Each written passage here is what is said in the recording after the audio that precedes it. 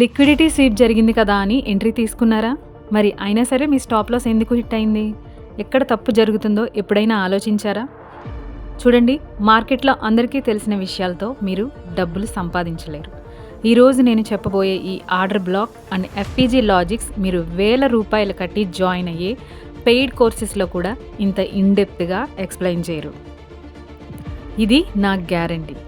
ఇప్పటి వరకు Telugu YouTube trading కమ్యూనిటీలో ఏ ఛానల్ కూడా రివీల్ చేయని కొన్ని సీక్రెట్ మెంటర్షిప్ పాయింట్స్ని నేను ఈ వీడియోలో ఓపెన్గా డిస్కస్ చేయబోతున్నాను.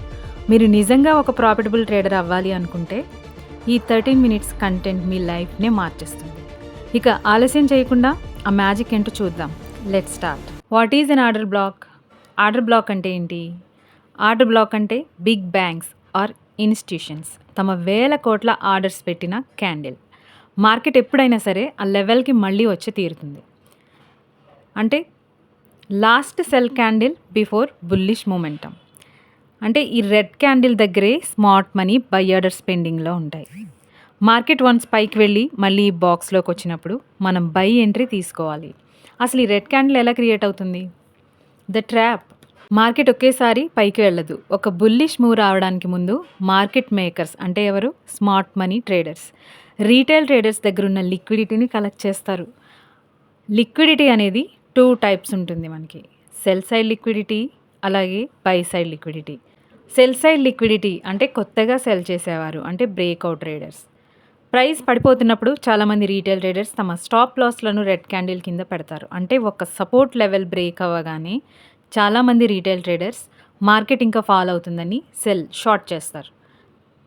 మార్కెట్ కిందికి వెళ్లే కొద్దీ వీరు సెల్ చేస్తూనే ఉంటారు. అసలు పాయింట్ ఇక్కడే ఉంది.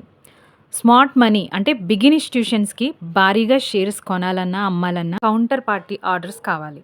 వాళ్ళు భారీగా బై చేయాలనుకుంటే మార్కెట్లో ఎవరో ఒకరు సెల్ చేయాలి. అందుకే ప్రైస్ని కావాలనే ఓల్డ్ లో కిందికి తీసుకెళ్తారు. అక్కడ బై చేసిన రీటైల్ ట్రేడర్స్ యొక్క స్టాప్ లాస్లు హిట్ అయ్యి వాళ్ళ షేర్స్ సెల్ అవుతాయి. అలాగే బ్రేక్అవుట్ ట్రేడర్స్ కొత్తగా సెల్ చేస్తారు. ఈ రెండిటి వల్ల అక్కడ భారీగా సెల్ ఆర్డర్స్ అనేవి వస్తాయి.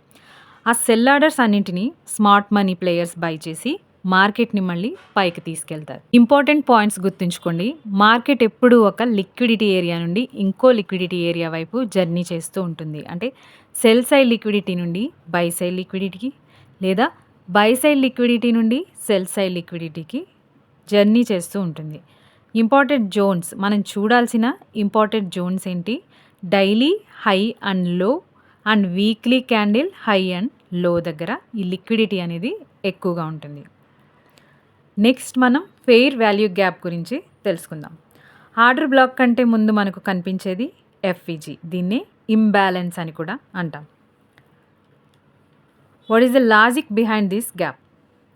మార్కెట్లో ఎప్పుడైనా సరే ఆర్డర్స్ ఈక్వల్గా లేనప్పుడు ఇలాంటి గ్యాప్స్ అనేవి క్రియేట్ అవుతాయి. మార్కెట్లో ఒక మ్యాగ్నెట్ లాగా ఈ గ్యాప్ని ఫిల్ చేయడానికి వెనక్కి వస్తుంది.